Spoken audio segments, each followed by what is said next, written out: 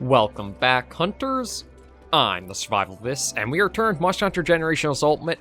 We're continuing along with our Pierce build for this week, and we're just going to head down to change up the hunting style over to the Adept to show off how that works with this. Now, it doesn't give you too much information on what happens for using the light bowgun in Adept style, and I'm just going to take a look and see if the Hunter notes mention what boost we get. Adept style, power reload, attack power increases for all ammo for a short time. Yeah, so that's probably the most useful, and that is where I was talking about at the end of last episode, where if you do use Adept style with a Pierce build, you can get your damage ramps up a little more than it would otherwise. Now, a trade-off is you do not get the same recoil reductions as you had got with you were getting if you used the Valor style. So that is where you might have to try and figure out your timing a little bit more and better for using the light bowgun to its most effectiveness, but we'll see and go over that in action today. And I think it's the last two G2 hunts to go for. Nerscylla and Volvidon, I think, are the last ones, but I'll just do another quick check over here to make sure. Because, yeah, Volvidon's when we hunted. We've gone after Malfestio, we've gone after Rathian, we've gone for Shogun, Baroth and Nibblestarf we did, Plesioth, Kongalala we've done, Rathian we did, Narga we just did last episode, Zamtros we've done, Baroth, Nibble, Najral we just did, Khezu I'm pretty sure we have done, or have we not? I have to double check that, because I actually can't remember now if we've done Khezu. But yeah, from the looks of it, that at least Nerscylla and Volvidon are the two to go for. So let's start with Nerscylla. And this is another monster where we're probably going to bully it a little bit badly, given just how potent the build is. So we'll head off on this, and I do just want to go back and check and see, because maybe I haven't actually gone for Khezu yet in the series. I thought they might have been one.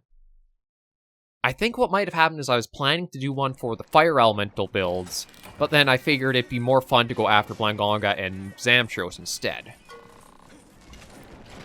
So that may be the case. I might have to do a little bit of a mixed episode next time. Yeah, there's Nerscylla. It is an interesting design, and it is neat to see that we are getting Lalabarina in Wilds to help expand, I think, the family that Nerscylla is in.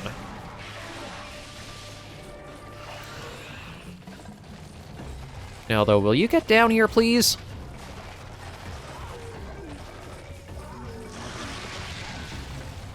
Yeah, this is one issue with for Ultimate and introducing, like, the multiple levels in maps, is that the monsters would sometimes just be back and forth.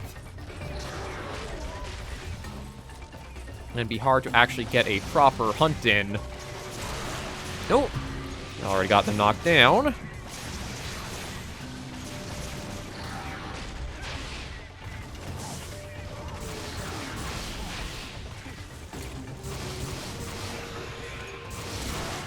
Yeah, already got that complete, so you can kind of see that Pierce does have a bit of potency behind itself.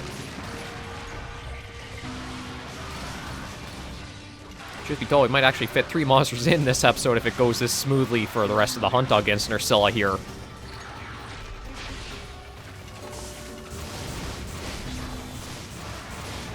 Ah, stupid Conga.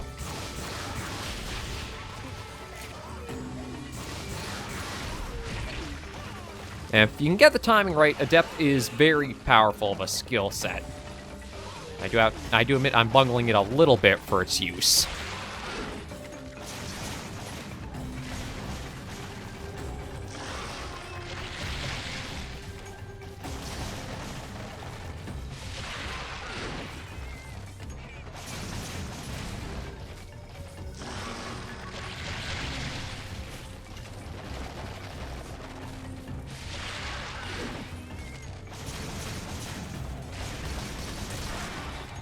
Oh, another part break, but didn't quite bring the spider down, did we? Nope, gotta be careful. Don't want to get in the webs, but... yeah, this was where the hunts can get a little tedious, just waiting for the chance to actually be fighting the monster proper. Just crawl right back up over there. Oh, you know what? The log is still here, so you know what? Let's take this up. Or root, or whatever you want to call this.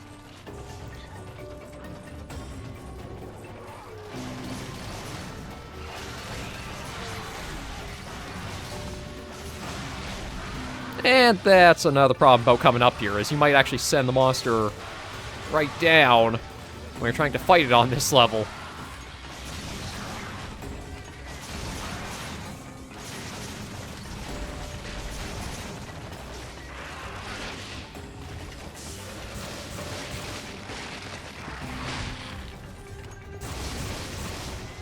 I was hoping... nope. Got knocked over again. I was kind of hoping I could get the shots off on the mandibles of it. There we go.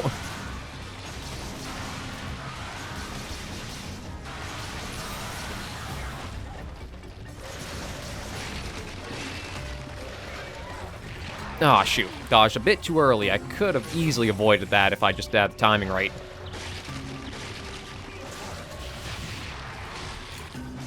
Yeah, absolute readiness, again.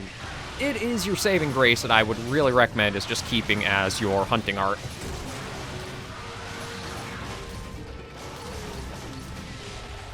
God, we've really beaten this poor thing up. It's lost one of its limbs, the back spikes it had on it, which... I'm actually not sure if the spikes that it does grow on its back are, like, out of its...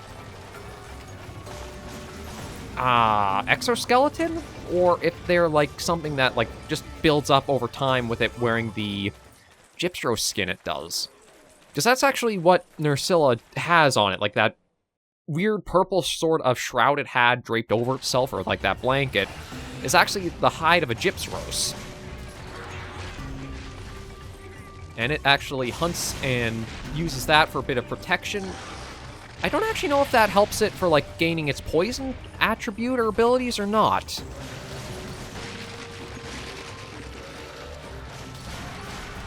But if you can get damage to the, like, big jaws or mandibles, or whatever you want to call those, that it brings out, that's where you get a lot of damage and almost a guaranteed knockover. Truth be told, though, you're getting the knockovers anyway without.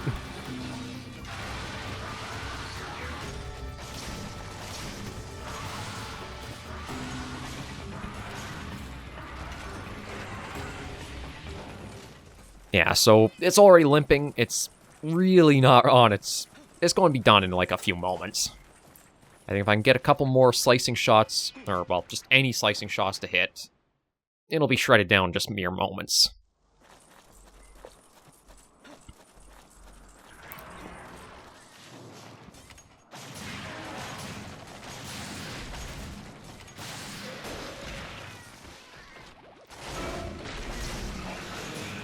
Yeah, I know, you're angry. Oh.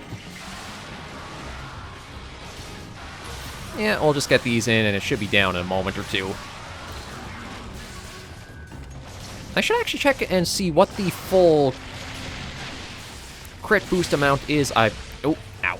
Okay, got caught by that. How much affinity I've got on this set, because I think it's at least 50%. I know we're not getting the benefit of, like, the Pierce up here, but there we go. Yeah, so our build has 50% affinity to itself. I think the light bowgun just on its own has 40%, and we've got a plus 10 for the expert one I've got gemmed in. But you can see, Pierce builds, they can just shred so many monsters. They do have to be, I think, of a certain size to get the best use out. Like, when we go after Volvidon next, we'll see a little bit about how that is.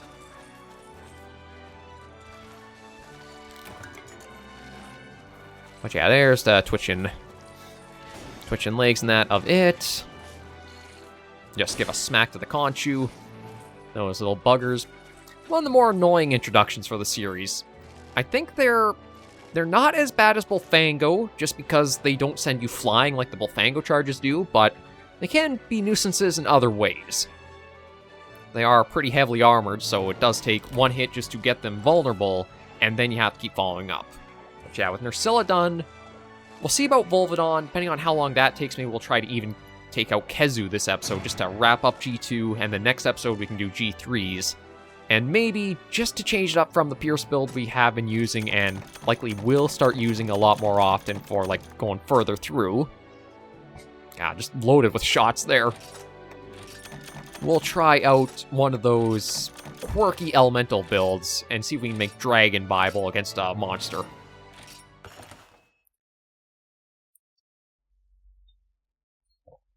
Because we're entering, I think what I'd probably say is just about my favorite sort of like part of like the full Monster Hunter playthrough.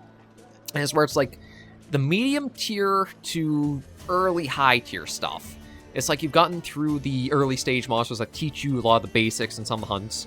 You've gotten through the medium monsters that introduce like some of the elements in a weaker amount, give you exposure to some status stuff like that. But then you get to stuff where it's like Rathalos level, where you have generally where you see a lot more interesting monster variety through like attacks and such, and where you can get a lot more introduction to like different elements that are much more powered up.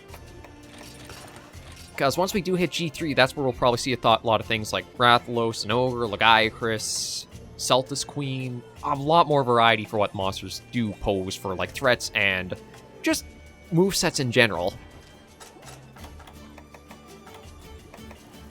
Yeah, well, again, I just keep always going for Temper whenever I have a Pierce build, just because it does give that an extra boost. So we'll take that. And let's see about a Volvidon. I think I'd prefer the desert for it. Again, the Rude Pinnacle, it just feels a little bland. I'm not sure it's just because like a lot of the areas are just like these browns and grays, so it doesn't feel like there's that much variety to see, as well as some of them being like a little tight in spacing. But it's also trying to navigate which areas are actually connected to each other, just can be a little bit difficult to sort out. We'll take that. Load that up. But anybody who has hunted Volvidon in Rise and Sunbreak will probably test that it feels like it's a monster that has more health than it should. I think that comes down to the armor plating it has, just like covering itself. Okay, he's not here. I'm actually not sure where we'll find Volvidon out here. I thought usually Area 5 of the desert, or this desert map, is where you find a lot of the monsters start at. But now that I think about it, yeah, I'm not entirely sure where Volvidon would begin. He might be in Area 2, or he could even be in Area 7. Or it. I don't know why. I guess it's just like certain names, like, just make me think he, she sort of mentality. But no, it's not here either. Huh. Maybe I feel like I've just gone the long way around. It probably started in Area 7, and I did a complete circle before getting back to where it actually is.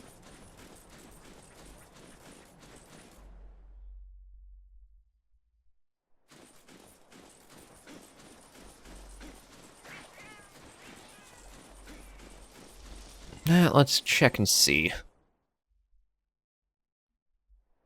Yeah, there it is. Just slowly lumbering its way along. For us to shoot a few Pierce up its butt.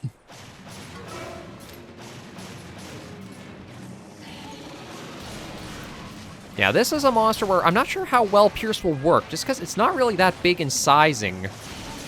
So I don't know how many procs are really connecting out of all the total that could hit.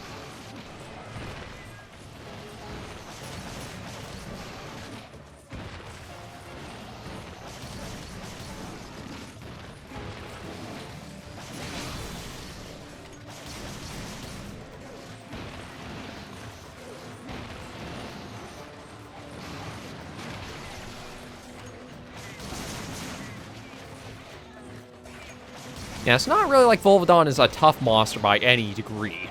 It's more so he's another, like, early introduction to paralysis as a status.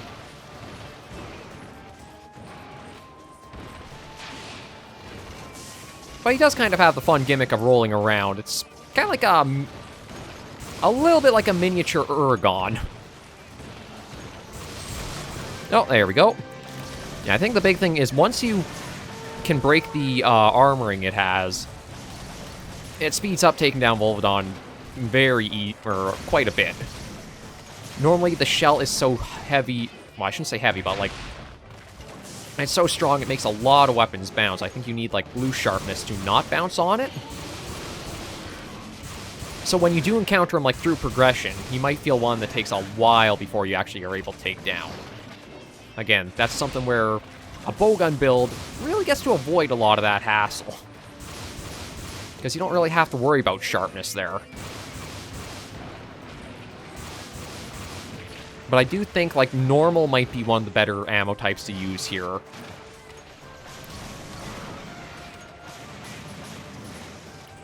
Just because you only really get, I think, your full Pierce procs if you get him while he's down on all fours. If he's standing up like that, I don't know how many actually, like, connect to proc off.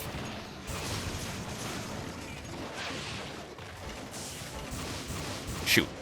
I do gotta get better at using the quick scope, though.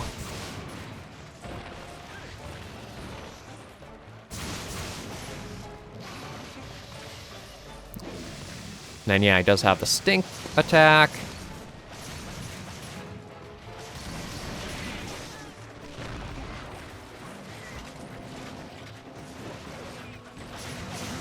Yeah, there's not too much to really comment about him. I'm trying to remember what his armor usually gives. Because I think it's been a bit of a staple that his armor gives the same skills for all the appearances. And I don't think it's been something where it's like building into his paralysis effects. I can't remember. I don't think it's an evasion, but I can't remember what it is he gives. Not sure if it's something like power prolonger or something else.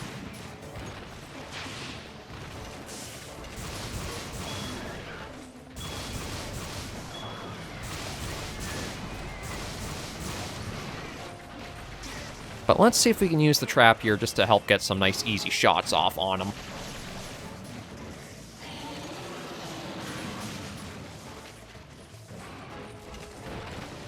Yeah, there we go. And now we can get some nice pierce through him. Now, with his head being as it is, that's just prime position for us.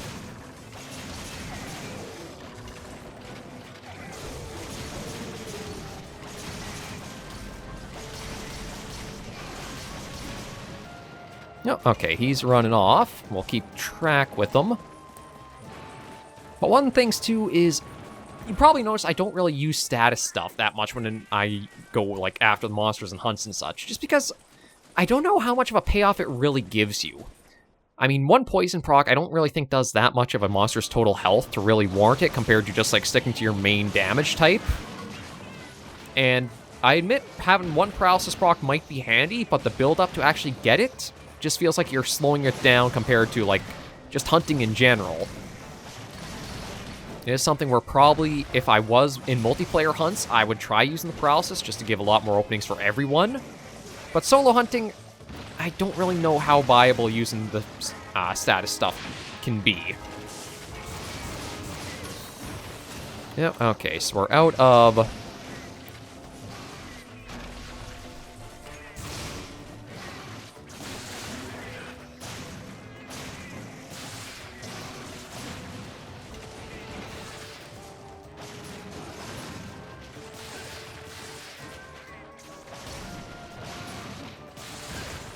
Yeah, I'll just see how slicing does. I'm not sure how much health he has left. But his aura is showing to probably have a bit more strength than Nerscylla did.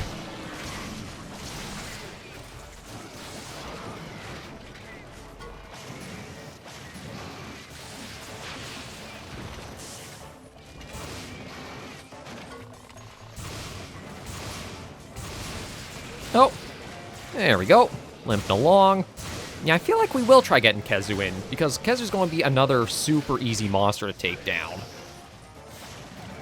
Bowgun, well, any gunner build really bullies it pretty heavily.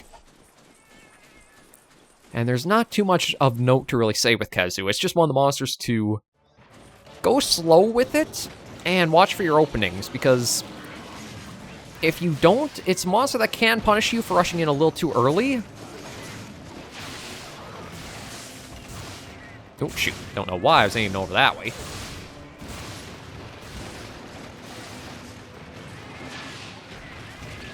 Oh, bugger of a Cephalos.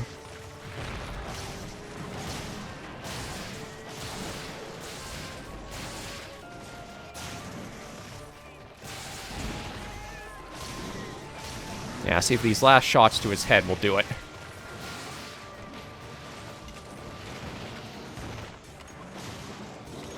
See, I'm not exactly sure what the weakest spot on Volvidon is. I want to say it's the head. There we go. But I don't know if once you break the armor, maybe that's it? But yeah, it's a monster that has surprisingly more health than you would think when you've gone after, like, say, Argyros and Magombi. I think it does come down to, when you do first encounter it, your weapon, if you're a Blade Master, might be bouncing off a lot. But even as a gunner, it can still take a number of shots before it does fully go down like we've seen other ones do. But that's done. I think we will squeeze in a Khezu hunt. It might make the episode a little longer, but I think you guys might agree that it'd just be better to get that wrapped up and have all of G3 to focus on with a new build next episode. That we are still, like, pretty early into the episode. We've still got, like, 10 minutes compared to, like, the usual runtime.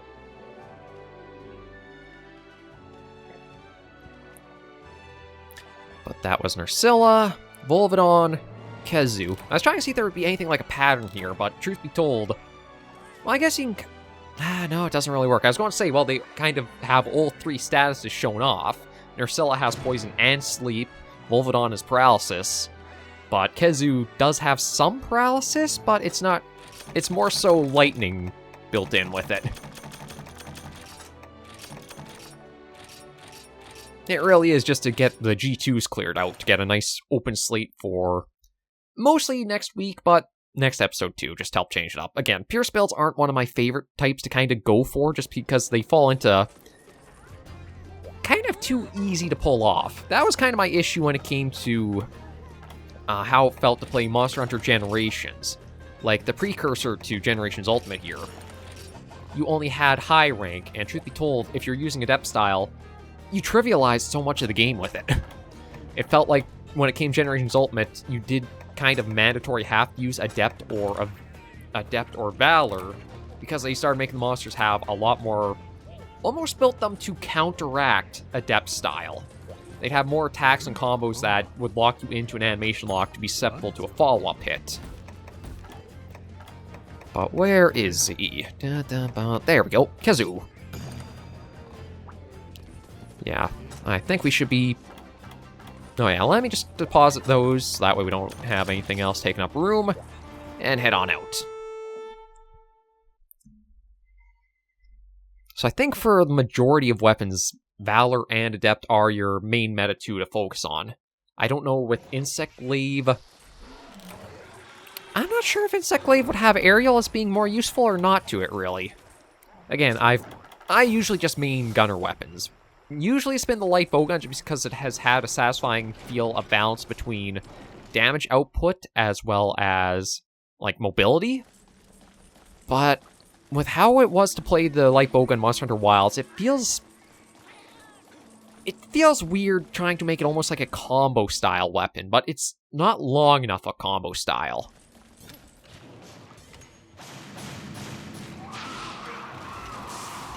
Yeah, here's Khezu. Again, gunner weapons just completely bully the poor thing. So many of its attacks are just completely rendered easy to deal with.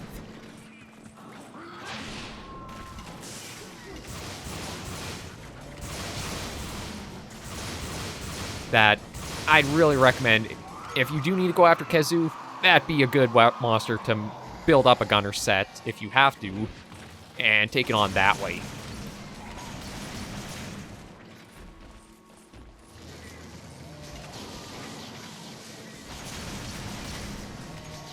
Yeah, this is actually one attack where we might see...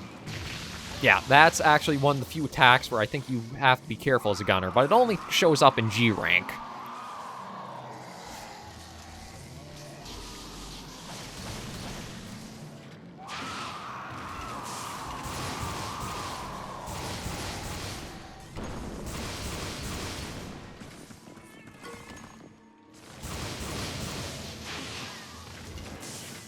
And we'll just get the run to get some distance.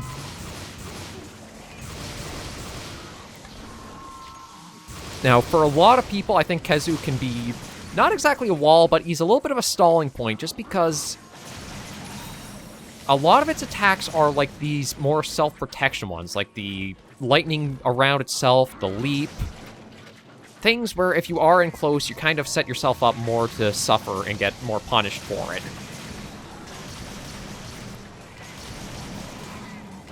And as you can see, like, very few, if any, attacks aside from that one managed to connect with us.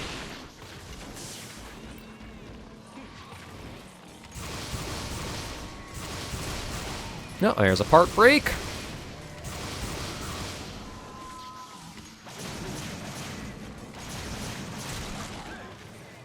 There's the head break. Yeah, it really won't be long now.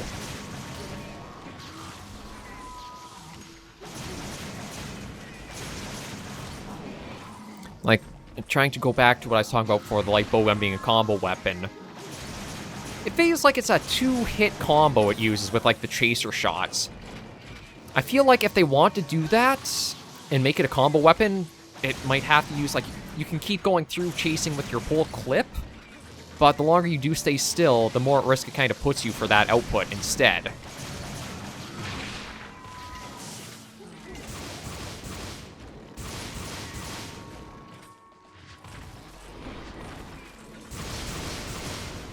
Truth be told, I think there's a way to be working the quick scope that I've been trying to have it more accurate for, like, after I've gotten depth dodge out.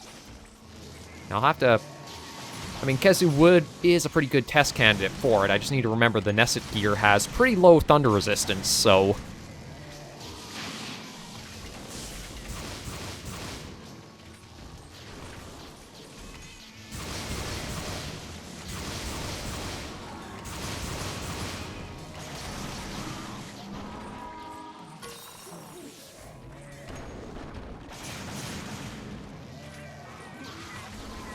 We'll see if I can get an opening test with that. But, like, with not playing Wilds, it can be a little hard to describe the changes Light Bowgun has seen with that, with the new entry coming out.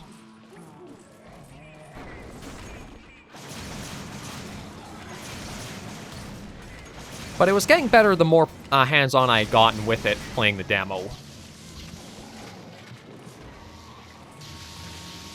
Oh, I guess right in front of him is actually the safest place for that.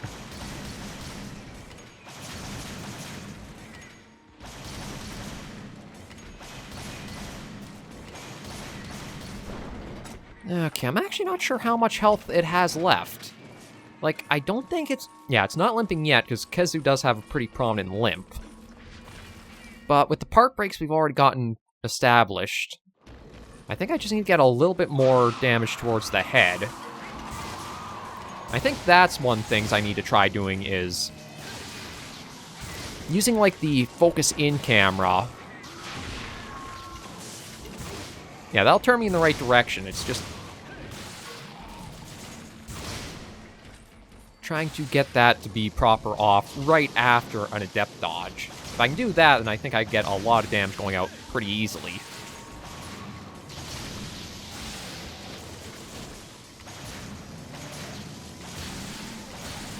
Guys, just, again, you can just bully Khezu so badly as a gunner. Doesn't help that he's, like, giving us, or it's giving us plenty of openings to do so either.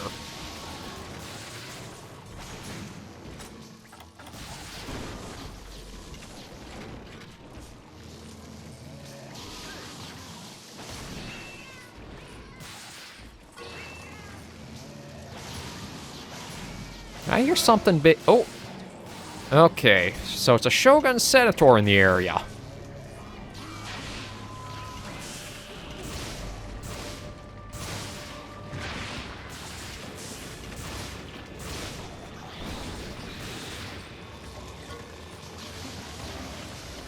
Oh, good. Natalie Rahman used the dung bomb, so it should be out of here in a little bit of time.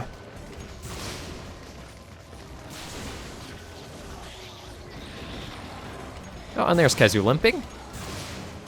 Although, I'm a little surprised that we didn't see a certain behavior Khezu does as soon as it's, like, limping point. It basically kind of, like, stands completely still, gives a little sniff or two, and then moves about.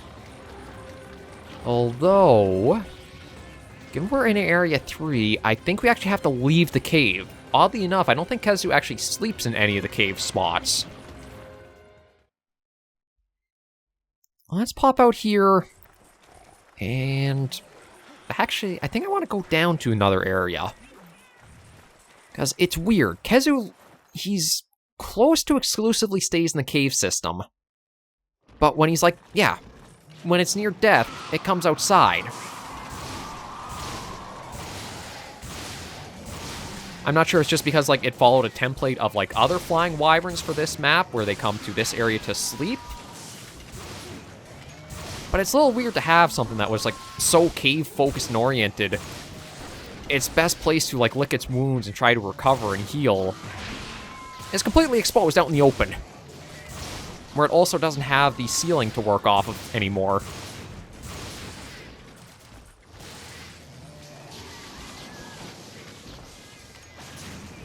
Oh.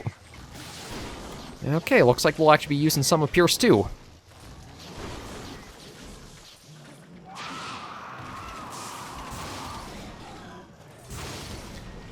Yeah, you can see there's a much greater recoil using Pierce 2 with the Adept style. Because instead of having the, I believe it was 2 levels of reduction, once you have Valor style fully enabled, this is the full recoil with the power barrel, or the long barrel. So it's where you do have to time out how long the recoil is and what danger you're putting yourself into if you use it. It's not bad if you're used to it, but if you are coming off, like, say, as I was, using the Valor style, you do need to be cautious and make the changes, or get used to the changes. Because you can leave yourself pretty open to certain attacks. There we go. 1 through the underbelly, and that'll do it. And, yeah, it took maybe around, not even 10 minutes. How long did that take? 9 minutes. So I think it was a good call in trying to squeeze Khezu into this episode too. Next episode, again, we're into G3s. It might just be able to tackle a single monster, but I do want to try and go into Dragon element for a build. It's super, super difficult to try to figure one out because of how Dragon is and just like old stipulations around it. But we'll see how it goes. You know what, we'll do something a little more respectful for Khezu than just like waving. We'll give a little bow. You're good. Well, you were a hunt. Not exactly good, because you didn't really do too much against us, and we'll just nod on.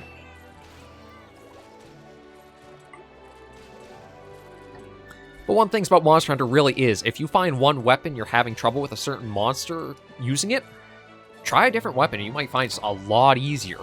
A lot of the monsters, like, say, Gravios, Basarios, Khezu, even Volvidon, who, like, can feel like a bit of a slog or a drag to use Blade Master's stuff on because either they have a lot of attacks that protect themselves and just it's hard to reach the monster, or they're very thick-skinned and you can't really get your strikes hit without bouncing off. A bow gun or the bow and you completely just shred some difficult things. Oh, 431. Also getting up there in Hunter rank too. But we'll just get back to the hub, I'll wave you guys off, and then next episode, Dragon. Don't know how it's going to really perform, but we'll try our damnedest to make it work. So yeah, for now... No, you know what? Let me get in front of cats. There we go, just so you can see better. So for now, thank you all very much for joining me on this episode of Monster Hunter Generations Ultimate. If you did like the video, be sure to give it a like. And if you have any comments, tips, or tricks, be sure to leave the comments right down below. And until I see you all in the next video episode, Hunters and Survivors, please remember, as always, to take care, stay alive, and happy hunting.